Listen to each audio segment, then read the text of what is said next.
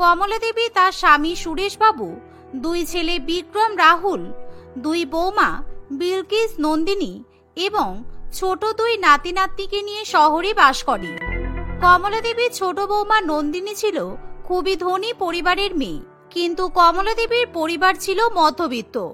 ধনী পরিবারের মেয়ে হওয়া সত্ত্বেও নন্দিনী রাহুলকে পছন্দ করে মধ্যবিত্ত পরিবারে বিয়ে করে এসেছে। আর রাহুলকে বিয়ে করার পর থেকেই সংসারের সমস্ত দায়িত্ব নন্দিনীর কাঁধে এসে পড়ে। কারণ ছোট বৌমা নন্দিনী এক ভালো কোম্পানিতে চাকরি করে, আর সেখান থেকে মাস গেলে অনেক টাকা মাহিনা পায়। আর সেই জন্যই রাহুল কোনো রকম কাজকর্ম করতে চায় না। একদিন, রাহুল, আমি যে অফিসে কাজ করি, আমি ভাবছি যে তোমাকে আর বিক্রম দাদাকেও ওই অফিসে কাজে লাগিয়ে দেব। না হলে এরকম ভাবে আর কতদিন বসে বসে দিন কাটবে শুনি। ওরে বাবা রে নন্দিনী, তুমি আমাকে কাজের কথা বলছো? প্লিজ কাজের কথা তো আমাকে একদমই বলো না, কারণ আমার মা বাবা এতদিন আমাকে কখনো কাজের কথা বলেনি, আর আজ তুমি দুদিন বাড়িতে এসে আমাকে কাজের কথা বলছো। প্লিজ আমাকে আর নেক্সট বার কিন্তু কাজের কথা বলবে না। আমার ঘুরে বেরিয়ে খাওয়া দাওয়া করেই অভ্যাস, বুঝেছো? তুমি ভুলে যাচ্ছ তোমার এখন বিয়ে হয়ে গেছে, আর এই সংসারের দায়িত্ব কিন্তু পুরো আমি নিতে পারবো না। কারণ তুমি একবার গুণে দেখেছো এই পরিবারের সদস্য কতজন? তোমার দাদাও কিন্তু কোনো কাজ করে না, জানি না সারাদিন বাড়িতে বসে থাকে কিভাবে। দাঁড়াও, আমি এই নিয়ে একদিন মায়ের সঙ্গে কথা বলবো, এছাড়া আর উপায় নেই। সে তুমি যার সঙ্গে ইচ্ছে কথা বলতে চাও না কেন, আমি কোনো রকম কিছু কাজ করব না, আর আমি জানি না দাদা কি করবে, সেটা দাদার ব্যাপার। এই বলে রাহুল আবার বাইরে চলে যায়, আর সে তার বন্ধু বান্ধবদের নিয়ে ব্যস্ত হয়ে পড়ে। এভাবেই তাদের জীবন কাটে। একদিন, মা, বাবা, আপনাদের সঙ্গে কিছু কথা আছে। আপনার বড় ছেলে আর ছোট ছেলে সারাদিন কি করে বলুন তো? বাইরের কাজ তো আমি করি, টাকা ইনকাম করে নিয়ে আসি আমি, আমার টাকা দিয়েই সংসার চলছে। কিন্তু আমি বুঝতে পারছি না এতদিন ধরে আপনার দুই ছেলে করলোটা কি? এই বাড়ির জায়গা জমি সবই তো বাবার, তাহলে আপনার দুই ছেলের আর কি আছে শুনি? এই ছোট, তুই এসব কথা কেন বলছিস? আসলে তুই কি জানিস না, তোর বড়দা তো কোনো কাজ করতেই চায় না। কারণ তোর বড়দা ভেবেই নিয়েছে যতদিন না ও কোনো স্কুলে চাকরি পাচ্ছে ততদিন ও অন্য কোনো কাজকর্ম করবে না। কারণ তোর বড়দা স্কুলে চাকরি করার খুব ইচ্ছা, ও টিচার হতে চায়। কি, স্কুলে চাকরি পাবে? কিন্তু এরকম বাড়িতে বসে বসে কে চাকরি পাবে শুনি? দাদা, তুমি কিন্তু খুব ভুল করছো। আমি যেদিন রেগে গিয়ে সবার দায়িত্ব নেওয়া বন্ধ করে দেব, তখন তোমরা বুঝতে পারবে। তোমাদের তো ছোট ছোট ছেলে মেয়েও আছে, ওদের কথাও তো ভাবতে হবে, ওদের পড়াশোনা শেখাতে হবে, ভালো স্কুলে ভর্তি করতে হবে। আর তোমার ছেলে মেয়েদেরও স্কুলে ভর্তি না করে বাড়িতে বসিয়ে রাখো, তাহলে কিভাবে চলবে শুনি? ছোট বৌমা, এই কদিন হলো তুমি এই বাড়িতে এসেছো, আর এখন থেকেই তুমি বিরক্ত হয়ে পড়ছো? তাহলে একবার ভেবে দেখো আমি কিভাবে সহ্য করছি। যেদিন থেকে ওরা দুই ভাই বড় হয়েছে সেদিন থেকেই আমি ওদেরকে বলে দিয়েছি ওদেরকে কিছু একটা কাজকর্ম করতে হবে, না হলে সংসারটা চলবে কিভাবে শুনি। কিন্তু ওরা দুই ভাই আমার কোনো কথা শোনে না। আপনি যদি ওদের দুই ভাইকে ছোটবেলা থেকে একটু করে মার দিতে পারতেন, তাহলে হয়তো আজকে আপনাকে এই দিনটা দেখতে হতো না। শুনুন মা, আমি আপনাকে বলে দিচ্ছি, এই বাড়িতে চাকরি একমাত্র আমিই করি, আর এই সংসারটা চালানোর দায়িত্ব আমার কাঁধেই এসে পড়েছে। তাই আমি চাইলে অনেক কিছু করতে পারি, কিন্তু আমি এখন কিছু বলতে চাই না। আমি সবাইকে সময় দিচ্ছি, সময়ের সাথে সাথে যে যার মতো কাজ বেছে নাও, তা না হলে কিন্তু আমি আর কারো দায়িত্ব নিতে পারবো না, এই আমি জানিয়ে দিলাম। এই বলে নন্দিনী সেখান থেকে চলে যায়। আর নন্দিনীর কথা শুনে বাড়ির সকলেই খুবই চিন্তায় পড়ে, আর সবচেয়ে বেশি দুশ্চিন্তায় পড়ে নন্দিনীর বড় যা বিলকিস। তাই এখন বিলকিস তার স্বামীকে বোঝানোর চেষ্টা করে। একদিন রাত্রিবেলা, কি গো শুনছো? তুমি তো নন্দিনীর সব কথাই শুনলে, এবার অন্তত দয়া করে কোনো একটা কাজ বেছে নাও। আর কতদিন তুমি ওরকম স্কুলের চাকরির অপেক্ষায় বসে থাকবে? তাছাড়া তুমি এরকম বাড়িতে বসে থাকলে কেউ তো তোমার হাতে চাকরিটা তুলে দিতে আসবে না। তার থেকে ভালো তুমি অন্য কোনো কাজে লেগে পড়ো।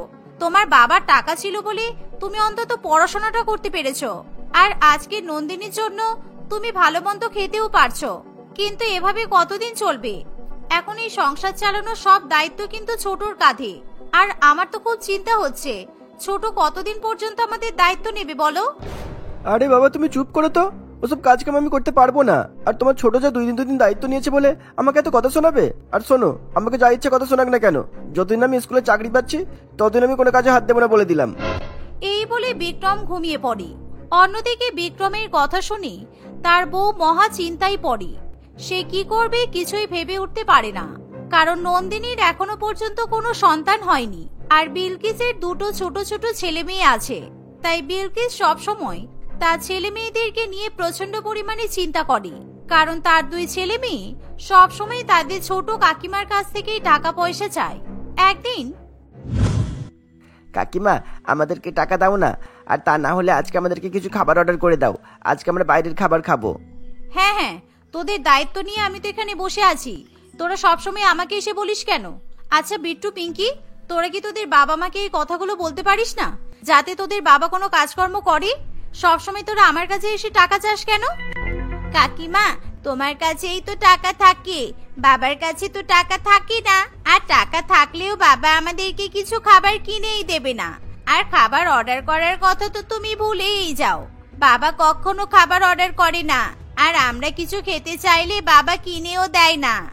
তাহলে এবার তোরাই ভাব তোদের বাবা কতটা বেকার। সত্যি, এরকম বেকার মানুষকে কেন যে আমার শ্বশুরমশাইয়ের শাশুড়ি মা বাড়িতে পুষে রেখেছে কে জানে। নন্দিনীর এরকম কথা শুনতে পেয়ে তার শাশুড়ি মা কমলা দেবীর ভীষণ পরিমাণে খারাপ লাগে। বৌমা, ওদের তো বাড়িতে রাখতে ইচ্ছা হয় না, কিন্তু ছেলে তো ফেলে দিতে আর পারি না, তাই জন্যই বাড়িতে রেখে দিয়েছি। ওরা যদি কাজকর্ম না করে তাহলে আর কি করা যাবে বলো তো? আমি তো অনেক চেষ্টা করছি, কাজকর্ম না করলে অনেক কিছুই করা যাবে। আপনি শুধু আপনার দুই ছেলেকে এই বাড়ি থেকে বের করে দিন, দেখুন ওরা এমনিই কাজকর্ম পেয়ে যাবে। এমন কথা শুনে কমলা দেবী একেবারে চমকে ওঠে, কারণ কমলা দেবী কখনোই তার দুই ছেলেকে বাড়ি থেকে তাড়ানোর কথা ভাবনা চিন্তাও করতে পারে না। তাই কমলা দেবী প্রচন্ড পরিমাণে দুশ্চিন্তার মধ্যে দিন কাটায়। এভাবেই দেখতে দেখতে কিছুদিন কাটে। আজকে আমি মাহিনা পেয়েছি, কিন্তু আমি বাড়িতে একটা টাকাও দেব না। সবাই মিলে বসে বসে আমার টাকাতে খাওয়া, আমি দেখাচ্ছি মজা। কিভাবে সবাইকে লাইনে নিয়ে আসতে হয় আমি খুব ভালো করেই জানি।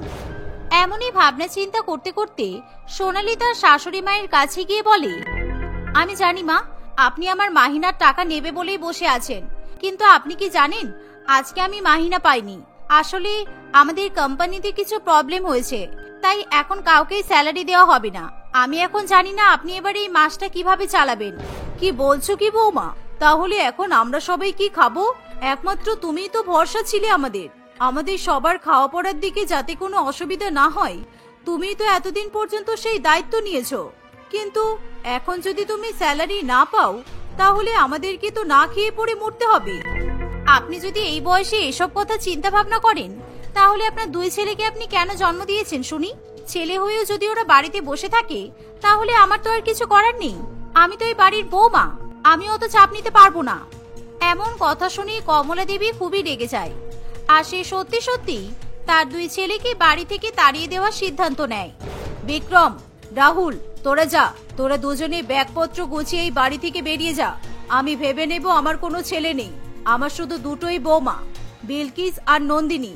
ওরাই আমার ছেলে, আর এখন থেকে ওরা আমার বাড়ির মেয়ে, তোরা কেউ না, ঠিক আছে? ছেলে হয়েও তোরা আমাদের কথা চিন্তা ভাবনা করিস না। জানি না তোরা কেমন ছেলে, তোরা ছেলে নাকি কাপুরুষ। এই বলে কমলা দেবী রাগের মাথায় তার দুই ছেলেকে ধাক্কা মেরে বাড়ি থেকে তাড়িয়ে দেয়। এর ফলে রাহুল এবং বিক্রমের খুবই খারাপ লাগে, কারণ পাড়া প্রতিবেশী সকলেই তাদের দুই ভাইয়ের দিকে তাকিয়ে প্রচন্ড পরিমাণে হাসাহাসি করতে থাকে, আর তারা প্রচুর পরিমাণে সমালোচনাও করে। এ বাবা, কি রে বিক্রম, রাহুল, তোদের মা তাহলে আজকে তোদের দুই ভাইকে বাড়ি থেকে তাড়িয়েই দিল?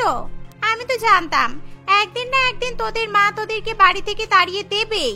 তাছাড়া কি বলতো, এটা তোদের মায়ের দোষ নয়, এটা তোর ধনী অহংকারী বউয়ের কাজ। কারণ তোর বউ সবসময় তোর মায়ের কানে বিষ ঢালে, আর সেই জন্যই তো আজকে তোর মা বাধ্য হয়ে তোদেরকে বাড়ি থেকে তাড়িয়ে দিল। হ্যাঁ কাকিমা, তুমি একদম ঠিক বলেছো। এই রাহুল, তুই কেমন ধনী পরিবারের মেয়েকে বিয়ে করে আনলি বলতো? যত সব নষ্ট করে ওই নন্দিনী। আজ নন্দিনী যদি না থাকতো তাহলে তো আমরা সুখে শান্তিতেই থাকতে পারতাম, যেমন আমরা দিন কাটাচ্ছিলাম তেমনই থাকতাম। দুই দিন এসে চাকরি করে খাওয়াচ্ছে বলে আজ এত গরম তার। দাদা, তুমি কি একটা কথা ভেবে দেখেছো? আজকে নন্দিনী যদি না থাকতো তাহলে আমরা খেতেও পেতাম না। এতদিন তো আমরা বাবার টাকাই খাচ্ছিলাম, আর এখন যদি নন্দিনী চাকরি না করে বাড়িতে বসে থাকতো তাহলে তো আমরা কিছুই খেতে পারতাম না। এভাবেই রাহুল মনে মনে নিজের ভুল বুঝতে পারে, কারণ সত্যি আজকে তাদের দুই ভাইয়ের এরকম অবস্থার জন্য দায়ী তারা নিজেরাই। কারণ তারা বাড়ির ছেলে হওয়া সত্ত্বেও কোনো রকম কাজকর্ম করার চিন্তা ভাবনা করতো না। তবে এখনো পর্যন্ত বিক্রম নন্দিনীকে দোষারোপ করে। এভাবেই বেশ কিছুক্ষণ কাটে। কোনো উপায় না পেয়ে দুই ভাই এবার রাস্তায় রাস্তায় ঘুরতে থাকে। এর ফলে তাদের দুজনের প্রচন্ড পরিমাণে খিদে পেয়ে যায়, আর তারা দোকান থেকে পাউরুটি এবং জল কিনে খাওয়ার কথা ভাবে। কিন্তু তারা যখন জল এবং পাউরুটি কিনতে যায়, তখন জল এবং পাউরুটির দাম শুনে তারা পিছিয়ে পড়ে। বাবা রে বাবা, এই পাউরুটি তো আমরা 5 টাকায় খেয়েছিলাম, এখন আবার 10 টাকা হয়ে গেল। এটা কি করে সম্ভব? ও, এখন বুঝতে পারছি নন্দিনী কি জন্য আমাদের উপর এত রেগে গেছে। এই রাহুল, তুই যে পাউরুটি আর জল কিনতে এসেছিস, তোর কাছে টাকা আছে? আমার কাছে কিন্তু 1 টাকাও নেই। তাহলে এবার বোঝো ঠেলা, আমার কাছেও তো টাকা নেই। তাহলে এবার কি করব? আমাদেরকে না খেয়ে দিন কাটাতে হবে? না না, বাড়িতে ফিরে যাওয়াটাই ঠিক হবে। চলো, আমার বরং বাড়িতে ফিরে গিয়ে সকলের কাছে ক্ষমা চেয়ে নিই। যদি আমাদেরকে ক্ষমা করে দেয় তাহলে ভালোই হবে। এই বলে রাহুল এবং বিক্রম নিজেদের ভুল বুঝতে পারে, আর তারা বাড়িতে ফিরে আসে। বাজার দরের দাম শুনে তারা এখন নিজেদের ভুল বুঝতে পারে। তারা বুঝতে পারে এতদিন পর্যন্ত নন্দিনী কিভাবে গোটা সংসার চালিয়েছে। তাই বিক্রম এবং রাহুল তাদের পরিবারের সকলের কাছে হাত জোড় করে ক্ষমা চাইতে শুরু করে।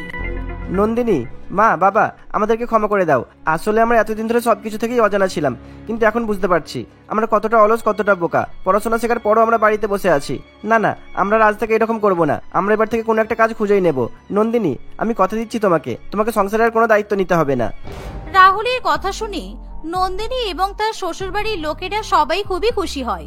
সেদিনের পর থেকে নন্দিনী তার মাহিনার অর্ধেক অংশ সংসার খরচের জন্য ব্যয় করে, আর বাকি অর্ধেক অংশ নিজের কাছে রেখে দেয়।